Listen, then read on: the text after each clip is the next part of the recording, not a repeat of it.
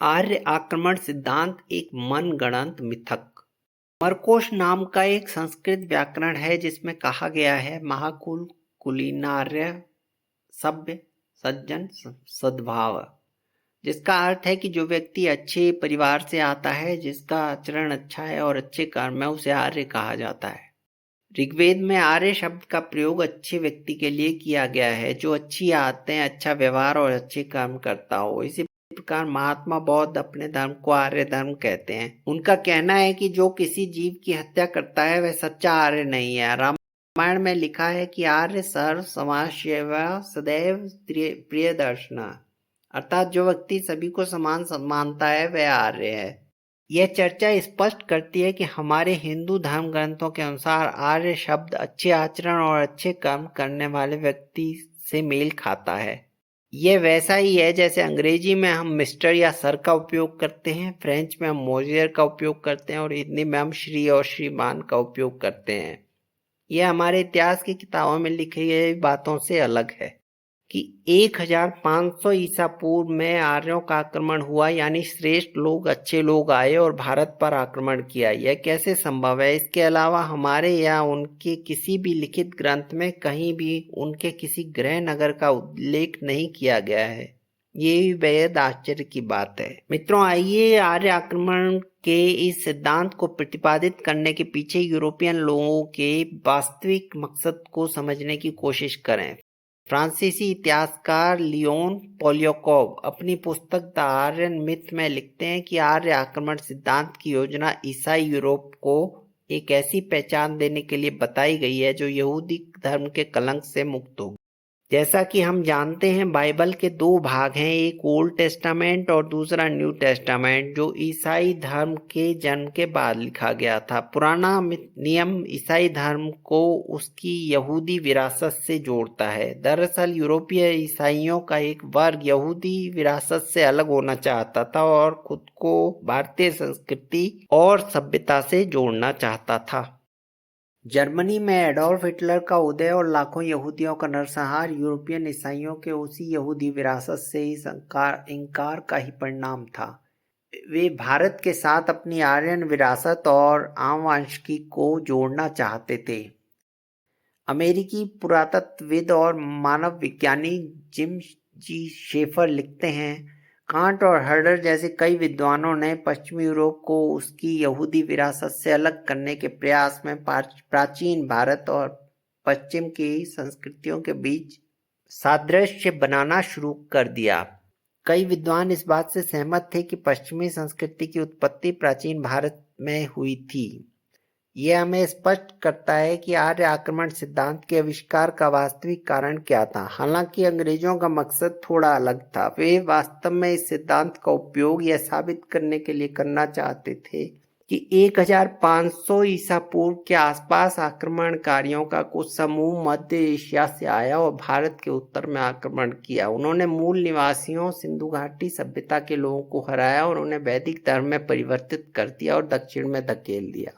स्पष्ट है कि वे उत्तर भारत और दक्षिण भारत के बीच विभाजन करना चाहते थे। इस सिद्धांत के वास्तविक जनक थॉमस बेविंगटन मैकॉले थे, जो 1834 से 1838 तक भारत में थे। वह लॉर्ड ग्रे के प्रधानमंत्रित्व काल के दौरान ईस्ट इंडिया कंपनी के नियंत्रण बोर्ड के पहले सचिव थे। वह 1834 में गवर्नर जनरल की परिषद के कानूनविद सदस्य के रूप में भारत आए। उन्होंने फरवरी 1835 के भारतीय शिक्षा पर मिनट में तत्कालिक governor general Lord William Bentinck से उपयोगी शिक्षा प्रदान करने के लिए उपयोगितावादी तर्ज पर माध्यमिक शिक्षा में सुधार करने का आग्रह किया। उपयोगी शिक्षा एक वाक्यांश जो मैकॉले पश्चिमी संस्कृति का पर्याय मानते थे। वह लिखते हैं, मुझे लगता है कि हमारे लिए अपने सीमित साधनों के साथ लोगों को शिक्षित करने का प्रयास करना असंभव है।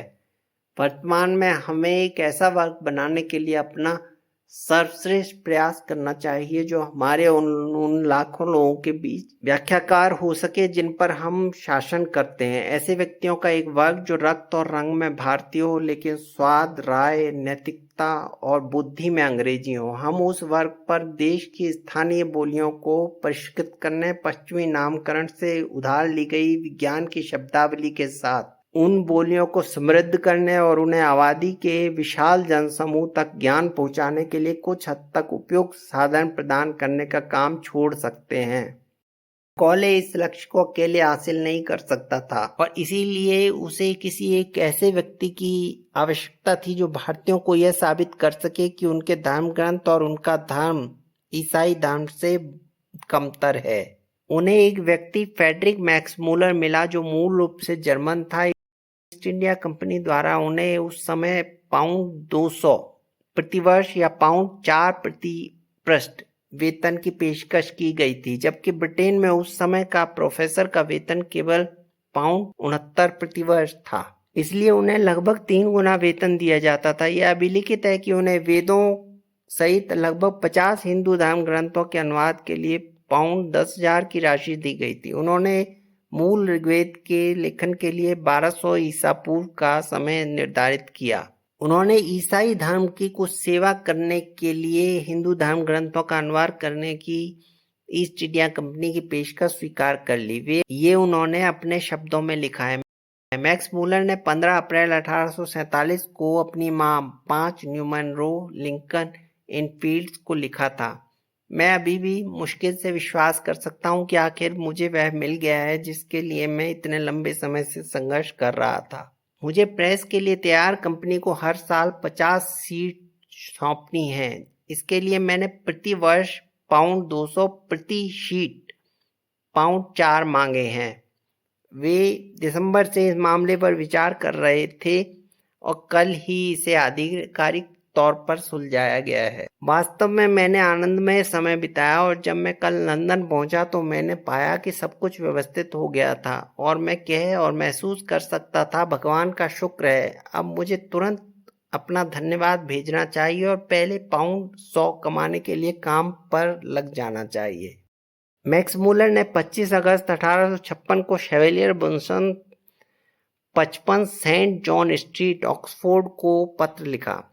मुझे 10 साल तक शांति से रहना चाहिए और भाषा सीखनी चाहिए, दोस्त बनाने की कोशिश करनी चाहिए और फिर देखना चाहिए कि क्या मैं उस काम में भाग लेने के उपयुक्त हूँ जिसके माध्यम से भारतीय पुजारी शिल्प की पुरानी शरारत को उखाड़ फेंका जा सकता है और सरल ईसाई शिक्षण के प्रवेश द्वार के लिए रास्ता खुले। जो कुछ भी भारत में जड़ें जमा लेता है वह जल्द ही पूरे एशिया पर छा जाता है। मैक्स मूलर ने 26 फरवरी 1867 को सेंट पॉल के dean doctor Milman Stoughton House Bournemouth को पत्र लिखा। भारत में ईसाई धर्म के विकास में मेरा स्वयं का दृढ़ विश्वास है। ईसाई धर्म के लिए भारत जितना परिपक्व कोई देश नहीं, लेकिन फिर भी कठिनाइयां बहुत बड़ी लगती हैं। मैक्स मूलर ने 9 दिसंबर 1867 को अपनी पत्नी को लिखा, हमें पूरे अफ्रीका को ईसाई बनाने में केवल 200 साल लगे, लेकिन 400 साल बाद भी भारत हमसे दूर है। मुझे एहसास हुआ कि वह संस्कृति ही है जिससे भारत को ऐसा करने में सक्षम बनाया है और इसे तोड़ने के लिए मैंने संस्कृत सीखने का फैसला किया है। आइए सिंधु घाटी सभ्यता के निष्कर्षों पर चर्चा करें। जॉन मार्शल के नेतृत्व में अंग्रेजों ने मुख्य रूप से 1924 से 1931 के बीच हड़प्पा और मोहनजोदाड़ो के स्थलों की खुदाई की। उन्होंने पाया कि भारत में एक सभ्यता थी जो समुद्री मार्ग से व्यापार करती थी, गणित, ज्योमेट्री और खगोल विज्ञान में विशेषज्ञ और उन्नत थी। उन्होंने सीवेज सिस्टम का ज्ञान विकसित किया था। उन्होंने यह भी सुझाव दिया कि मध्य एशिया से आर्य आक्रमणकारियों ने 1500 ईसा पूर्व के आसपास आकर इस सभ्यता को नष्ट कर दिया और इस सभ्यता के मूल निवासियों को वैदिक धर्म अपनाने के लिए मजबूर किया। वास्तव में आर्य आक्रमण सिद्धांत को सिरे से खारिज कर दिया जाना चाहिए था क्योंकि इसमें कई कमियां थीं। आइए इन कमियों पर चर्चा करें। कमी नंबर 1, सबसे पहली कमी तो यह है कि आर्यों के पास बहुत विकसित खगोलीय और ज्योमेट्री ज्ञान था। उन्होंने अपने ग्रंथों में अनेक बिंदुओं पर नक्षत्रों और तारों की स्थिति का उल्लेख किया है। ऋग्वेद और अन्य वेदों में तारों और नक्षत्रों की स्थिति से पता चलता है कि ऋग्वेद लगभग 3700 ईसा पूर्व लिखा गया था। इसलिए आर्य कैसे 1500 ईसा पूर्व में भारत पर आक्रमण कर 1200 ईसा पूर्व में ऋग्वेद लिख सकते थे, जैसा कि मैक्स मूलर ने प्रस्तावित किया है। कमी नंबर 2, आर्य आक्रमण सिद्धांत की दूसरी कमी यह है कि नासा के अनुसार सैटेलाइट चित्रों द्वारा खोजी गई सरस्वती नदी 1900 ईसा पूर्व में गायब हो गई है। इसीलिए भारत पर आर्यों के आक्रमण से 400 साल पहले बहने वाली एक नदी का उल्लेख ऋग्वेद में कई बिंदुओं पर कैसे मिलता है? कमी नंबर 3, सिंधु घाटी सभ्यता की खुदाई में ओम मोहर का पाया जाना प्रस्तावित सिद्धांत के लिए एक और झटका है। ओम मोहर का विवरण ऋग्वेद अध्याय 4, भगवद गीता अध्याय 15 और कठोपनिषद में वर्णित है। ओम सील के बारे में ऋग्वेद में लिखा है कि आपका निवास अशुभ वृक्ष है और आपका निवास स्थान इसके पत्तों से बना है। कमी संख्या 4, हमें सिंधु घाटी सभ्यता की खुदाई में मिली कुछ मोहरों में वैदिक यौगिक स्थितियां मिलती हैं। कमी संख्या 5, हमें सिंधु घाटी की खुदाई में स्वस्तिक चिन्ह वाली कुछ मोहरें मिली हैं। ये बिल्कुल स्पष्ट रूप से वेदों और वैदिक ग्रंथों से संबंधित हैं, इसलिए दोनों सभ्यताएं एक ही थीं। कमी नंबर 6, यूरोपीय विद्वानों का एक वर्ग यह सिद्ध करना चाहता था कि वेद जैसे धर्म ग्रंथ अनपढ़ और पिछड़े भारतीयों द्वारा नहीं लिखे जा सकते। इसलिए उन्होंने प्रस्तावित किया कि उनके पूर्वज यूरोप से आए 1500 ईसा पूर्व उन्होंने भारत पर आक्रमण किया और आर्य कहलाए। फिर उन्होंने यहीं पर संस्कृत का विकास किया और वेद लिखे। हालांकि लैटिन और ग्रीक की तुलना में संस्कृत बहुत उन्नत भाषा है। उदाहरण के तौर पर अगर हम देखें तो एक शब्द है देव, जो ग्रीक में थियो और फ्रेंच में ड्यू में बदल जाता है। संस्कृत में अग्नि शब्द है जो ग्रीक में इग्निस और अंग्रेजी में इग्नाइट बन गया है। इसी प्रकार संस्कृत में एक शब्द तरु है जो अंग्रेजी में ट्री बन गया। ऐसे असंख्य शब्द हैं जो मूल संस्कृत शब्द हैं वह और ग्रीक और लैटिन और अंग्रेजी तथा फ्रेंच में जाते जाते विकृत हो गए। संस्कृत में मूक शब्द निमोनिया, नो आदि जैसे कोई अपवाद नहीं है। संस्कृत मूल नियमों का कड़ाई से पालन करती है। संस्कृत बोलने और लिखने में एक समान है। इसलिए ये कैसे संभव है कि भाषाई दृष्टि से कम उन्नत लोग अधिक उन्नत भाषा का विकास कर रहे हों?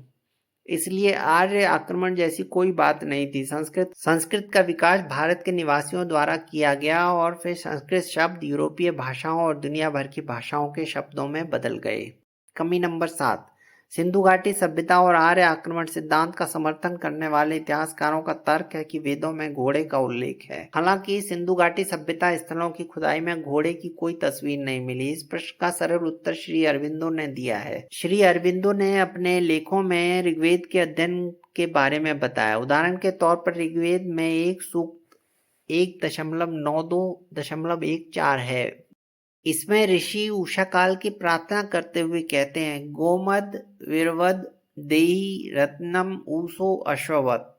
मैक्स मूलर और अन्य पश्चिमी अनुवादकों द्वारा किया गया इसका अनुवाद कहता है कि उषा काल गाय और घोड़े लाती है। उषा काल गाय और घोड़े कैसे ला सकती है? गौ और अश्व का वास्तविक अर्थ प्रकाश और ऊर्जा होना चाहिए, ना कि गाय और घोड़ा, जैसा कि पश्चिमी अनुवादकों ने लिया है। इसलिए अनुवाद ऐसा होना चाहिए जैसे उषा काल प्रकाश और ऊर्जा लाता है। वेदों के ऐसे अप्रासंगिक अनुवादों के कारण घोड़े की उपस्थिति आर्यों के घर में प्राथमिक पशु के रूप में बताई गई है। श्री अरविंदो और अन्य विद्वानों के कार्यों के संबंध में संदर्भ यहाँ सूचीबद्ध किए गए हैं।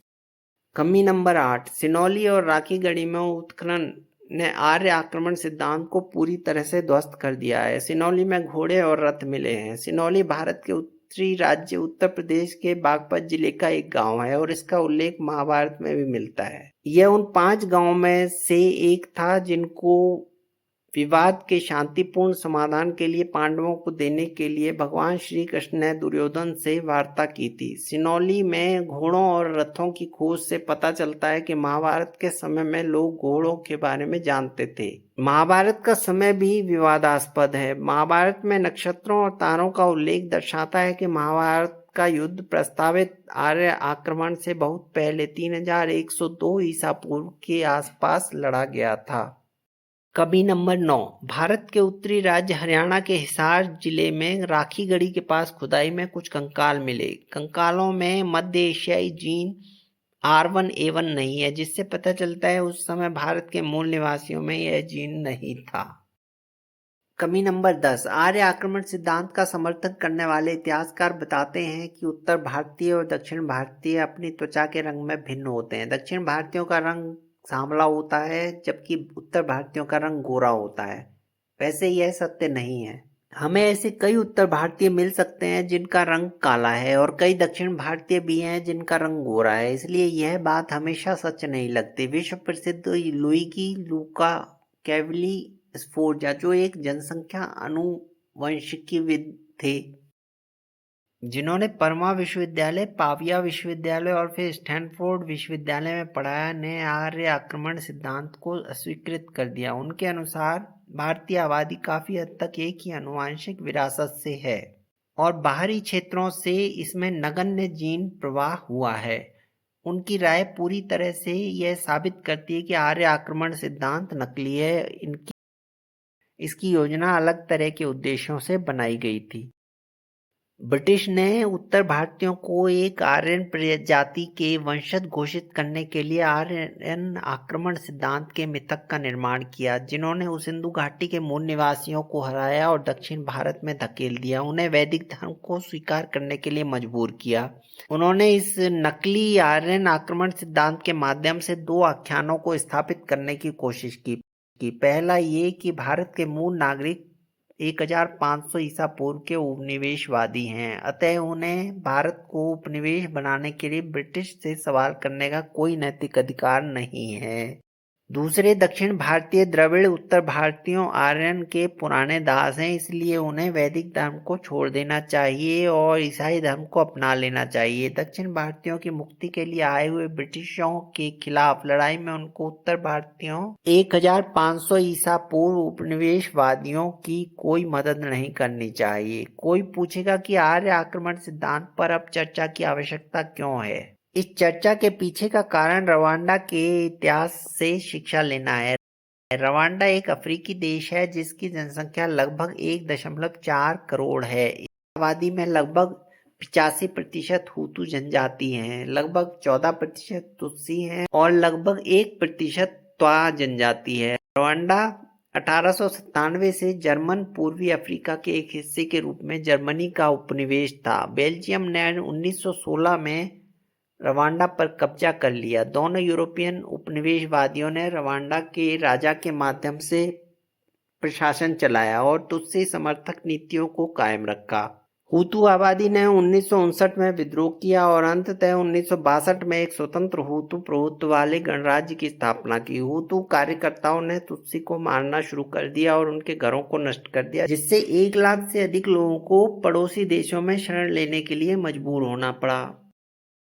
तुत्सी ने रवांडा के बाहर एक सेना बनाई जिसका नाम रवांडा पैट्रियोटिक फ्रंट (आरपीएफ) रखा गया। 1973 में एक सैन्य तख्तापलट में जुवेनल हवारिमाना ने रवांडा में सत्ता संभाली। हालांकि हुतू समर्थक भेदभाव कम पैमाने पर जारी रहा।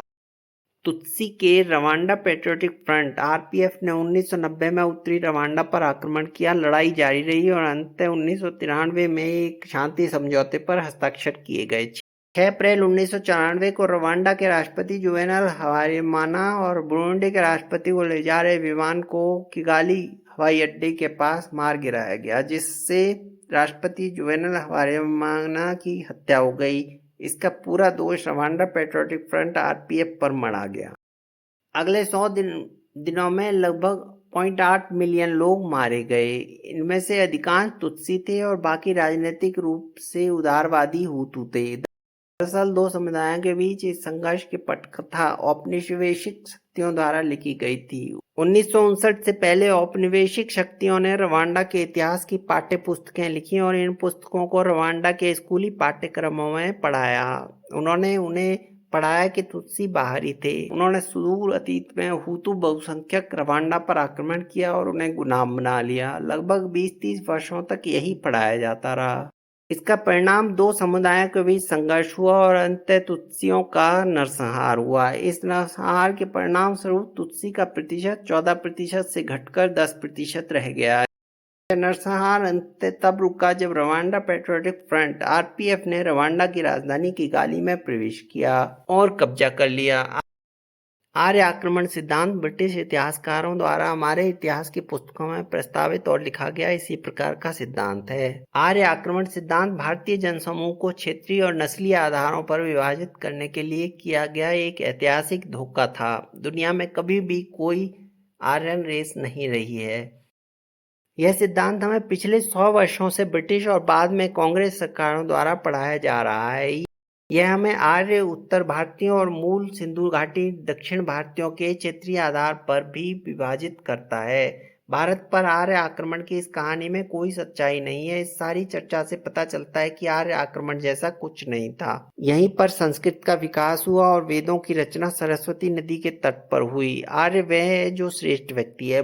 भविष्य में भारत में रवांडा जैसे नरसंहार से बचने के लिए स्कूलों में पढ़ाई जाने वाली इतिहास की पुस्तकों को आर्य आक्रमण सिद्धांत जैसी विकृतियों से मुक्त करने की आवश्यकता है। इसलिए यह समय की आवश्यकता है कि इस तरह की कहानी हमारे स्कूलों में पढ़ाना तुरंत बंद किया जाए।